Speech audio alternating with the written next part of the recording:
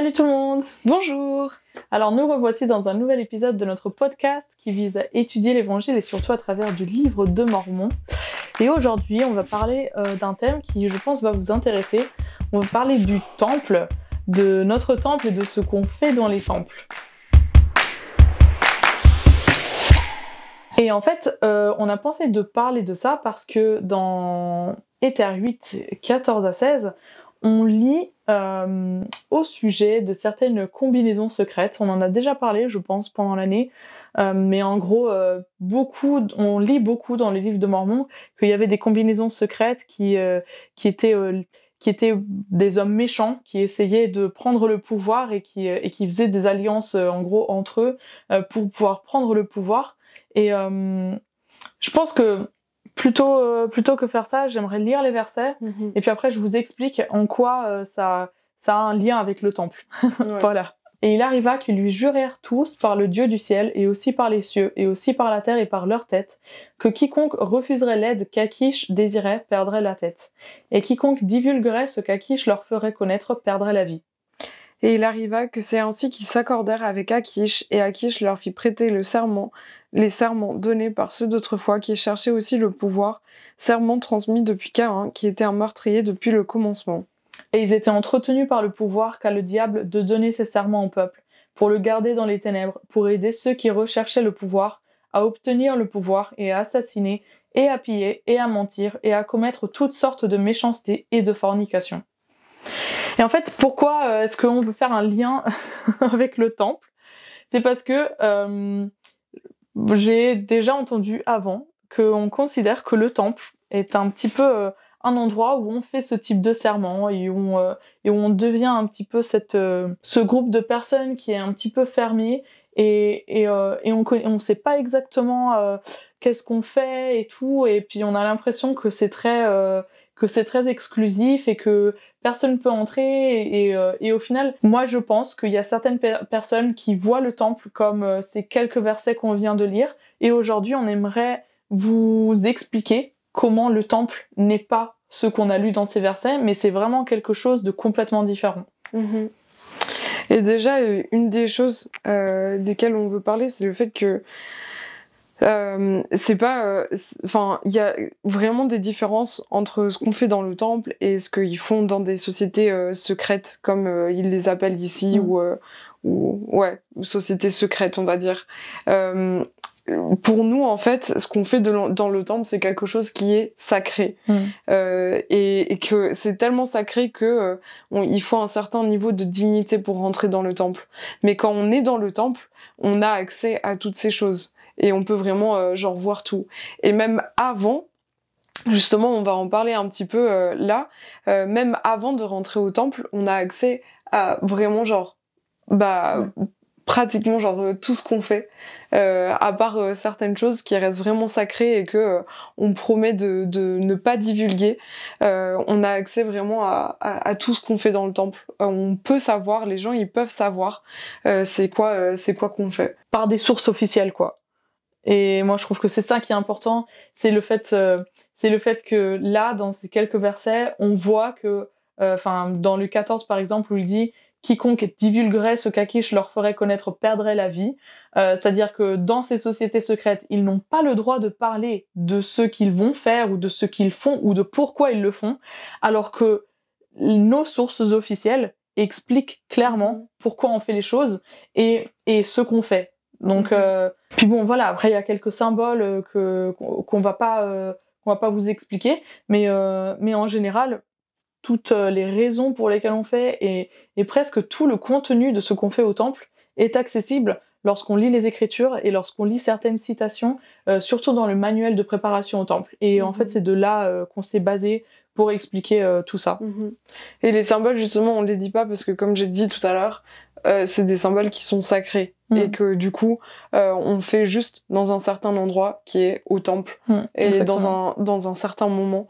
Et c'est juste pour, ils sont sacrés et donc on va pas les faire de partout parce que c'est un commandement en fait que Dieu il nous a donné de ne pas les divulguer. Et comme tous les autres commandements, nous on respecte ça aussi.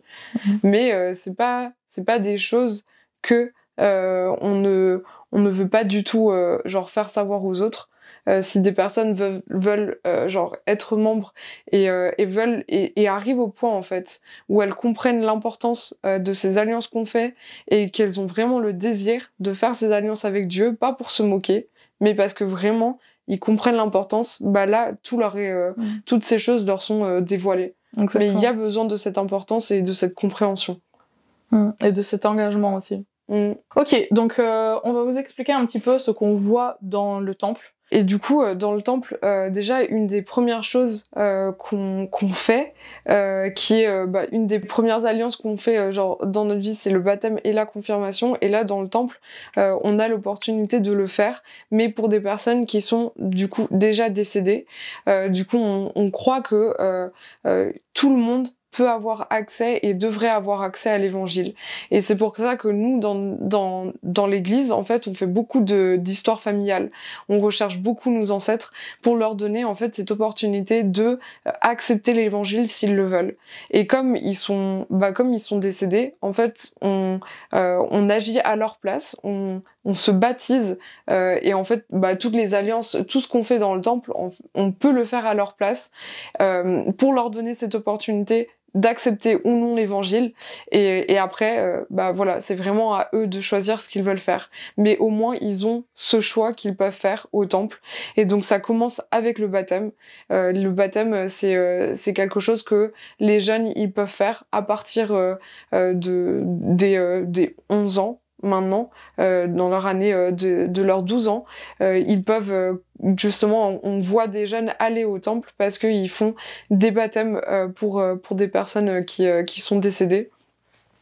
Et puis ensuite, après, lorsqu'on a cette opportunité justement de faire les autres alliances dont on va parler, une de ces alliances, c'est les dotations. Quand on a l'opportunité de faire ces choses, on peut continuer à aller au temple, mais en faisant ces autres alliances, en agissant en fait pour ces personnes, pour ces autres alliances. Donc on a le baptême, et puis la deuxième chose qu'on fait en recevant nos dotations, juste avant de recevoir nos dotations, c'est les préordonnances qui nous préparent en fait à recevoir nos dotations. Et nos dotations, Jada va expliquer ce que c'est.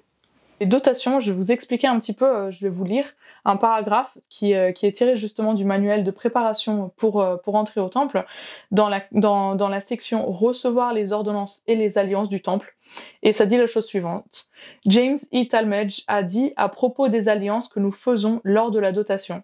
Les ordonnances de dotation comportent certaines obligations de la part de l'individu, telles que l'engagement et la promesse d'observer la loi de la vertu la plus stricte et de la chasteté, d'être charitable, bienveillant, tolérant et pur, de consacrer ses talents et ses moyens matériels à la propagation de la vérité et au progrès de la race, de rester dévoué à la cause de la vérité et de chercher à contribuer de toutes les manières possibles aux grands préparatifs faits en vue que la terre puisse recevoir son roi, le Seigneur Jésus-Christ. Au moment de prendre chaque engagement et d'assumer chaque obligation, une bénédiction est prononcée, impliquant une promesse dont la réalisation dépend de la fidèle observance des conditions. Et ça peut paraître beaucoup, mais c'est exactement les alliances qu'on fait lorsque on est dans la dotation. Et je trouve que c'est magnifiquement bien expliqué. Je pense que j'aurais pas pu l'expliquer mieux, surtout parce que moi, malheureusement, ça fait un petit peu de temps que j'ai pas eu l'occasion d'aller au temple, donc ce sont le genre de choses qu'on oublie malheureusement assez vite. Et en fait, ça me rappelle exactement tout ce qu'on fait au temple. Donc voilà. En fait, une autre chose que j'aime énormément dans le temple, quand on est en train de faire notre dotation, c'est qu'on parle énormément du plan du salut. On en a déjà parlé beaucoup dans nos épisodes précédents. On va quand même encore vous laisser toutes les informations par rapport, parce qu'on a des vidéos qui parlent du plan du salut. Mais en fait, dans le temple, on en apprend encore davantage sur le plan du salut, et c'est des choses qu'on peut retrouver dans la perle de Grand Prix. C'est un autre des livres qu'on utilise, des écritures qu'on utilise pour étudier l'évangile. Et justement, on parle du plan du salut, et après on fait ces quelques alliances. Après vraiment avoir compris ce qu'est le plan du salut et pourquoi on a besoin de faire ces alliances, on fait ces alliances que je viens de vous citer là. Et je trouve qu'elles sont vraiment magnifiques. Et ces alliances sont accompagnées par, justement, comme on disait tout à l'heure, des symboles. Et en gros, on peut voir dans les Écritures que les combinaisons secrètes avaient aussi... Enfin, les personnes qui faisaient partie de ces combinaisons secrètes avaient aussi des symboles qu'ils utilisaient. Ça pouvait être n'importe quoi. Moi, ce que je m'imagine, c'était peut-être une façon de dire bonjour, ou alors peut-être une façon de serrer la main, j'en ai aucune idée, mais en tout cas, on sait que dans les Écritures, c'est dit qu'ils avaient certains échanges comme ça, et c'est vrai que nous aussi, on a certains échanges comme ça, sauf que ce qui est très très important à souligner, c'est la différence dans le but de pourquoi on fait ces choses. On va vous laisser dans la description une vidéo qu'on a fait au sujet des francs-maçons et qui va vous faire comprendre un petit peu aussi cette différence-là. Je ne dis pas du tout que les francs-maçons sont comme les combinaisons secrètes, attention, mais je dis juste que on nous a déjà dit que certaines choses qu'on utilise font beaucoup référence aux francs-maçons, et donc c'est pour ça que je voulais quand même partager cette idée-là, parce que justement, oui, certaines des choses sont prises, sont utilisées aussi par d'autres organisations. Par contre, ce qui est très différent de ce qu'on fait, pareil, que ce soit entre les francs-maçons ou que ce soit les combinaisons secrètes que l'on lit dans les Écritures, c'est le but pour lesquels on les utilise. Et pour comprendre un petit peu ce but, on a une citation qu'on va lire. Toujours du manuel de préparation pour entrer au temple. Ouais, qui dit: sur Terre, c'est dans le temple que l'on reçoit les enseignements symboliques les plus sacrés. D'une manière symbolique, les enseignements et le rituel du temple nous emmènent en un voyage ascendant vers la vie éternelle et prennent fin par une entrée symbolique dans la présence de Dieu. Les personnages décrits, le cadre physique, les vêtements portés, les signes donnés et tous les événements traités dans le temple sont symboliques. Une fois qu'on les comprend, ils aident à reconnaître la vérité et à progresser spirituellement. Et en fait, je pense que dans tout ça, la chose qui est la plus importante à savoir, c'est que c'est quelque chose qui vient de Dieu. Pour nous, l'objectif, c'est de devenir comme Dieu, d'un jour d'être comme lui. Et il nous a donné des outils pour pouvoir devenir comme lui. Et une des choses, c'est les dotations. Une des choses, c'est le temple. Et c'est tout ce qu'on fait dans le temple. C'est une grande partie très importante du plan de Dieu. Et c'est des commandements qu'il nous a donnés, d'aller au temple et de faire ces choses dans le temple, de faire ces alliances avec lui. Et c'est dans ce but que nous, on le fait. Et c'est dans ce but aussi qu'on invite les personnes autour de nous à le faire, à faire des alliances avec Dieu, parce qu'on sait l'importance qu'elles ont et les bénédictions qui nous viennent avec si les personnes les font et qu'elles les comprennent et qu'ils ont cette envie en fait de les faire et de les garder. Et je pense que ça, c'est une des choses aussi les plus différentes entre les combinaisons secrètes et ce qu'on fait dans le temple. Parce que là, on lit dans Éther 8:15 que Akish leur fit prêter les serments donnés par ceux d'autrefois. Et en fait, ils ont fait alliance entre eux. Alors que ce qu'on fait dans le temple, c'est qu'on fait alliance avec Dieu. Le seul endroit, le seul moment où on fait alliance avec quelqu'un d'autre, c'est lorsque on se scelle à notre conjoint pour l'éternité. Mais une autre alliance, la dernière alliance. C'est la dernière alliance. Ouais, on n'en a pas encore parlé. Désolée, je m'avance un petit peu. Mais c'est vrai, c'est le seul autre moment, le seul moment en fait où on fait une alliance avec quelqu'un d'autre et avec Dieu, c'est quand on se scelle avec notre conjoint et qu'on fait alliance avec Dieu, qu'on va rester scellés ensemble et qu'on va faire de tout notre possible pour pouvoir avancer dans la vie et ensemble et avec Dieu.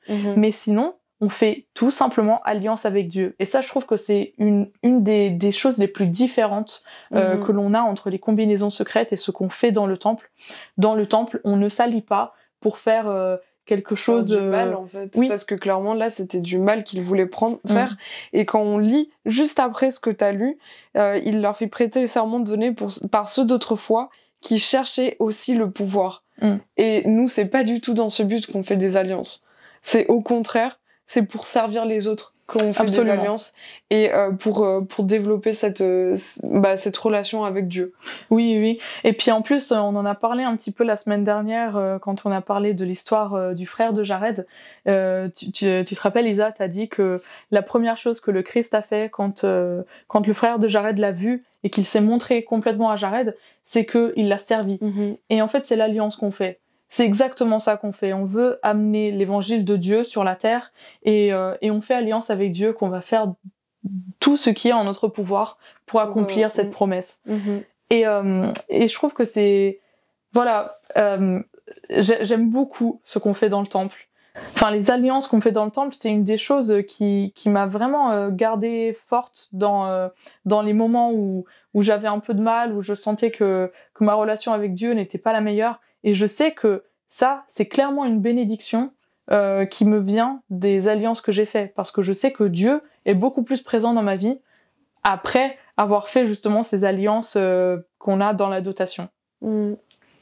Et justement, pour parler de la dernière alliance qui est le salement, Jada, elle l'a un peu mentionné, mais on croit dans le mariage, pas juste sur cette terre, mais dans le mariage éternel.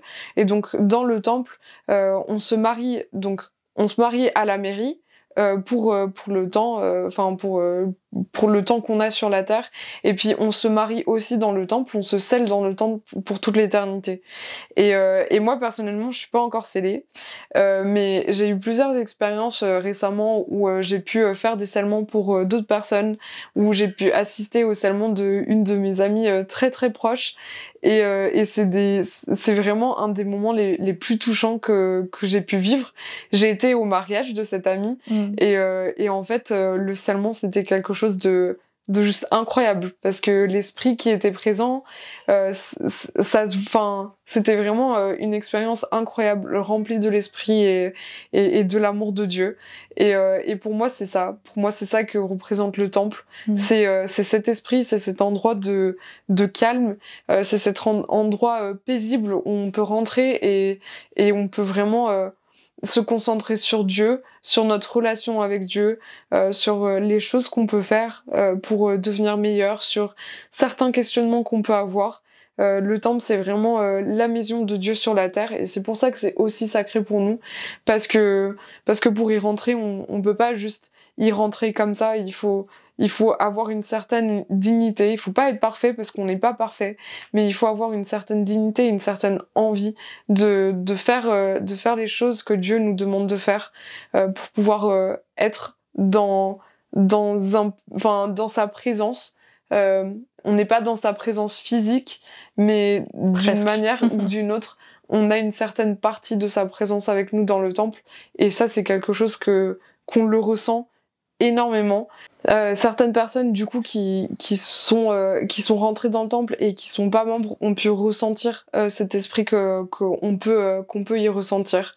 Et juste pour le petit contexte, on peut rentrer dans le temple, donc ça c'était une des questions auxquelles on a répondu en premier, mais tout le monde peut rentrer dans le temple avant qu'il soit consacré. Donc en soi tout le monde pourrait y aller.